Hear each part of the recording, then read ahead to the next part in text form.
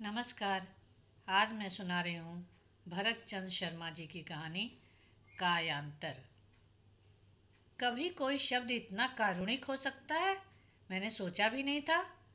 उस दिन रोग शैया पर पड़ी ताई का जर्जर चेहरा करुणा से क्लांत हो उठा था। बार बार वह कुछ कहना चाह रही थी और शब्द थे कि इतने अस्पष्ट, ध्वनि स्पष्ट नहीं हो रही थी। जैसे ही वह स्पष्ट हुआ, ताई के जीवन का संपूर्ण पार्श्व एक रील की तरह मेरी आंखों के सामने घूम गया। ताई वैसी ही तो नहीं थी जैसी आज दिखाई दे रही है। उन्होंने भी सामान्य लड़की की तरह जीवन के इंद्रधनुषी स्वप्न देखे होंगे। इनके साथ ही एक अरबपति, अपने ही जाए बच्चों का एक सजीव संसार कभी न कभी कल्पना में तो जुड़ा ही होगा। यह रियासत का जमाना था और चारों तरफ आज़ादी का शोर शराबा उठ रहा था। ऐसे ही समय में एक रजवाड़ा रियासत में ताई के ससुर भी महाराजा के दीवान रहे थे। दीवान का अर्थ था एक साधन संपन्न प्रभुसत्ता का मालिक व्यक्तित्व। दीवान साहब के यूं तो 3 संतानें थीं, पर बड़ा बेटा मेधावी तथा चुस्त व्यक्तित्व का स्वामी था।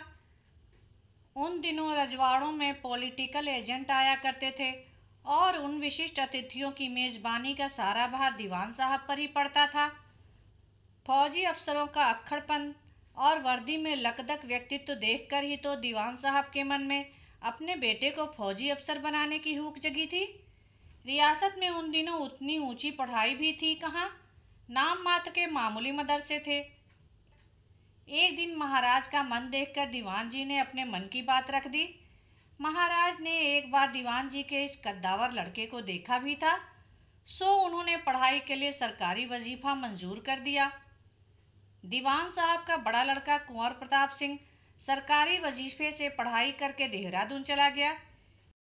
एक के बाद एक वसंत आते चले गए और कुंवर प्रताप सिंह भी अच्छे डील डॉल का आकर्षक व्यक्तित्व का धनी एक ऐसा युवक बन गया जो पढ़ने में भी अव्वल और मेधावी था।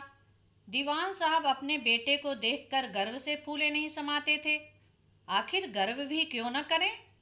उस रियासत में राज परिवार को छोड़कर एक उनका बेटा ही तो था जो पढ़ लिख कर फौज के किसी उच्च पद पर जाने की तैयारी कर रहा था। एक दिन ताई के पिता अपनी बेटी के लिए कुंवर प्रताप का संबंध लेकर आए। दीवान जी ने खानदानी घर और सुंदर लड़की को देखकर यह संबंध स्वीकार कर लिया। आज सोचता हूँ वो दिन कैसे रहे होंगे। ताई ने कल्पना के किस लोक में उड़ानें नहीं भरी होंगी। रियासत का मेधावी सुदर्शन व्यक्तित्व का मालिक युवक उनका पति होने जा रहा था।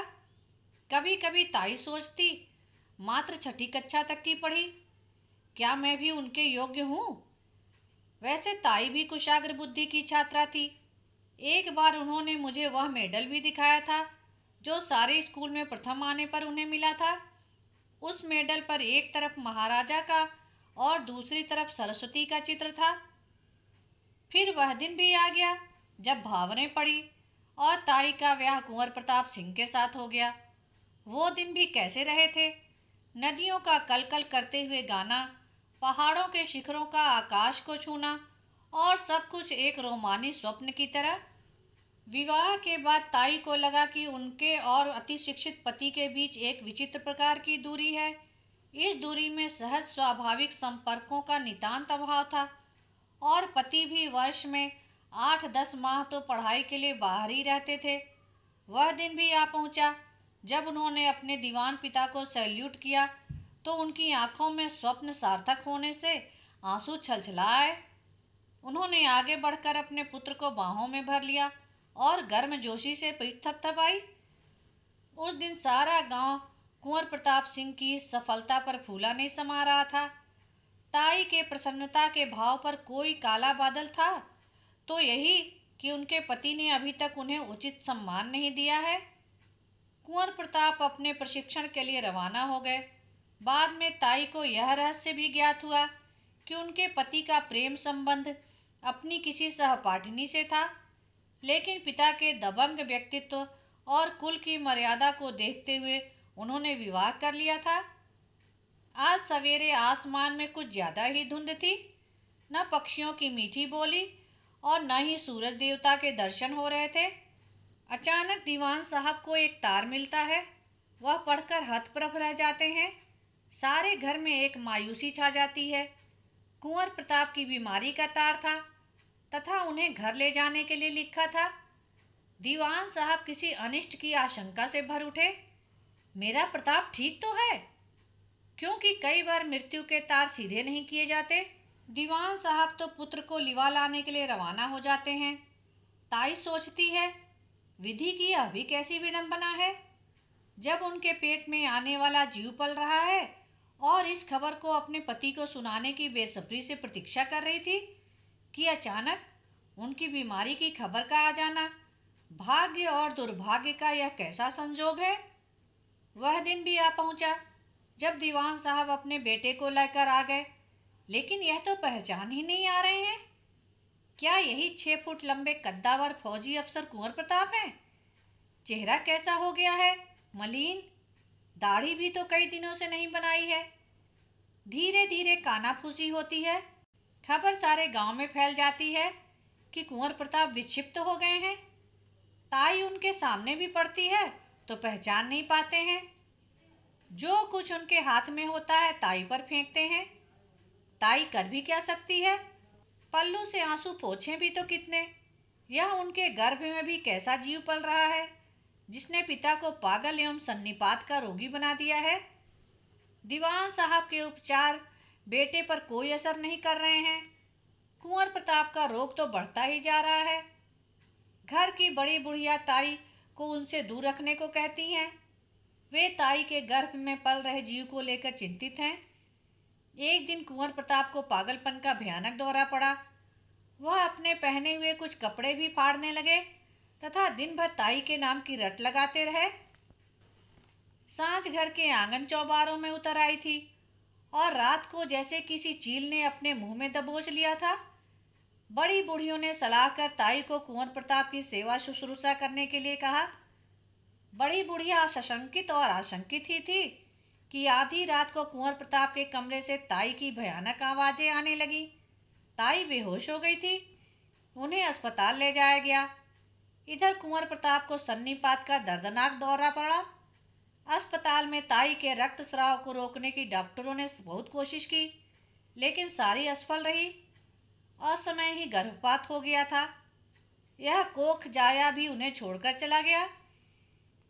ताई के दुखों का पारावार नहीं था। उस रात की स्मृति मात्र से ही वे डरकर कांप उठती हैं। यह उनके विक्षिप्त पागल पति की पैशाचिक भूख थी अथवा अपने प्रेम में असफल होने का भयानक प्रतिशोध था। ताई संभल भी नहीं पाई थी कि उधर हवेली में हाहाकार हो गया। दीवान साहब का यह होनहार पुत्र सन्निपात के दौरे से उबर नहीं पाया और परलोक सिधार गया। ऐसे समय में अब ताई को अपनी कंचन काया का क्या करना। रोती, छाती पीटती, वह इस दुख से लाचार हो गई। रोते रोते आंखें सूज गईं। वह निशानी भी तो नहीं छोड़ गए थे जिसके सहारे यह पहाड़ सा जीवन काट लेती। दीवान साहब को भी पुत्र शोक का गहरा सदमा लगा। एक दिन ताई ने सहमे सकुचाते दीवान साहब से कहा कि क्यों ना वो अपना पहाड़ जैसा जीवन काटने के लिए नौकरी कर ले। तब दीवान साहब ने स्पष्ट शब्दों में मना कर दिया। कुल की मर्यादा के अनुरूप ही तुम्हें रहना है। कहने को तो दीवान साहब यह कह गए, पर विचार में भी पड़े कि आखिर यह बहू जीवन भर क्या करेगी। उस समय उन्हें एक उपाय यह भी सुझाई दिया कि क्यों न पड़ोस के गांव में जहां अपनी जमींदारी है, बहू को खेती के काम की निगरानी पर लगा दिया जाए। उसका समय भी निकल जाएगा। देश आज़ादी की हवा में सांसें ले रहा था। राजे रजवाड़े नहीं रहे थे। दीवान जागीरदार भी उस समय के अनुसार अपने को ढाल रहे थे। इसी हवा में बूढ़े दीवान साहब भी गांव में जाकर अपना शेष जीवन खेती के कार्य में व्यतीत करने लगे। ताई के पास एक देह भर थी और क्या। खेती का ढेर सारा काम, ससुर की सेवा और पशुओं की सार संभाल। शहर में दीवान साहब के दूसरे बेटे रहते थे। सबके ब्याह हो चुके थे। सब परिवार की दृष्टि से सुखी थे।